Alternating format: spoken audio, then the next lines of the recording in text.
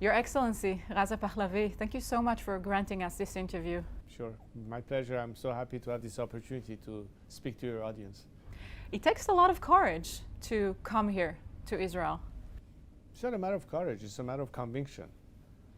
Because we believe that the same liberties that you enjoy in this country and many democracies in this world, where there's a guarantee of freedom of speech, of belief or faith under the rule of law, is something that is dearly missed in our country. And today's generation of Iranians want nothing different than having the same opportunities. Yeah, yet again, I have to ask you, because we know that the Israeli Mossad, almost on a weekly basis, let's say, managed to prevent terrorist attacks all over Europe, managed to prevent kidnapping attacks of Israelis around the world.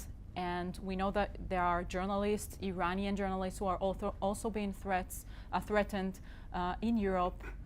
You yourself also are getting threats as a representative of the Iranian opposition. Do you feel safe walking around the world? You know, I'm probably have been desensitized to the idea of a physical threat or assassination or what have you. I've been doing this for 43 years. Frankly, it doesn't even register in my mind. I'm thinking of the young girls who've been chemically targeted in Iranian schools. I'm thinking of people who've been shot in the eye and are afraid to report to a hospital for fear of being identified as a one-time protester and have to bleed their wounds sometimes to death at home. Could you possibly think about threats against yourself when you're faced with this challenge? Of course not. So to me, second nature. Wow. And you choose to come here on a very special week where we mentioned the Holocaust Memorial Day, the remembrance of the murder of 6 million Jews who were murdered in the Holocaust. Today, actually, Israel's biggest threat is the Iranian regime. Evil is evil.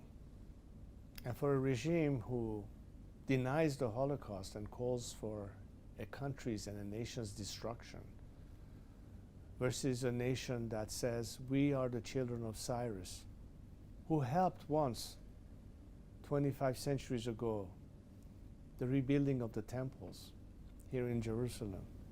And are the Iranian people today represented by this regime? Of course not. Which is why the world needs to understand that the solution is not what do we do with this regime. How should Israel act, in your opinion, against this existential threat around its neck?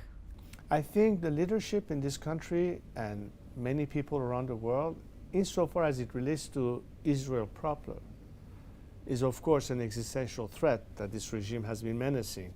But I know they understand that the Iranian people are completely against this regime. Prime Minister Netanyahu has been saying this for years. He understands the equation. He understands that the Iranian people are ultimately the solution. But I'm not limiting this just to what's in the interest of Israel. It's in the interest of Saudi Arabia. It's in the interest of the UAE, our neighbors in the immediate region, and beyond that, the free world. We've actually seen Prime Minister Netanyahu just came back from a European tour trying to convince European leaders to restore the sanctions towards Iran. Do you support this move? From day one, sanctions were for a different purpose. We believe that the solution is a complete change of regime, obviously. Which is why I've been saying, look, if your objective is to try to change their behavior, you're just wasting your time. And here we are on the edge of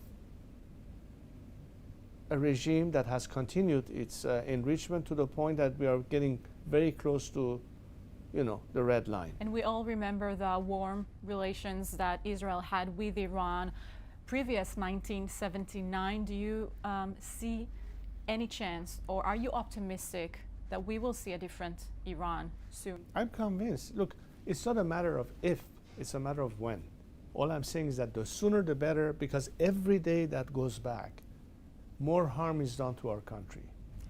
What could Israel learn from the warmings in the relations between Saudi Arabia and Iran these days?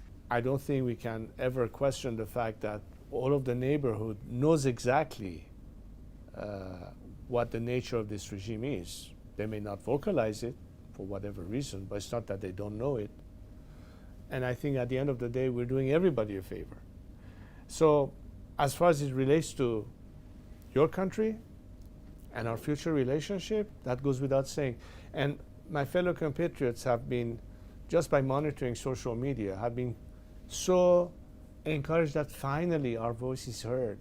There's somebody telling the world and the Israeli people that we Iranians stand with you. We want to be your friends. We want to be in peace. We want to have the same dreams and visions established. And this is what is the true message here of how important this partnership could be. We cannot not succeed, because the consequences of such a thing to fail is a disaster, not just for us, but for the whole planet. And I know that light will triumph over darkness. And such an incredible message to finish this interview. His Excellency Raza Pahlavi, thank you so much for this interview. And I thank you for the opportunity.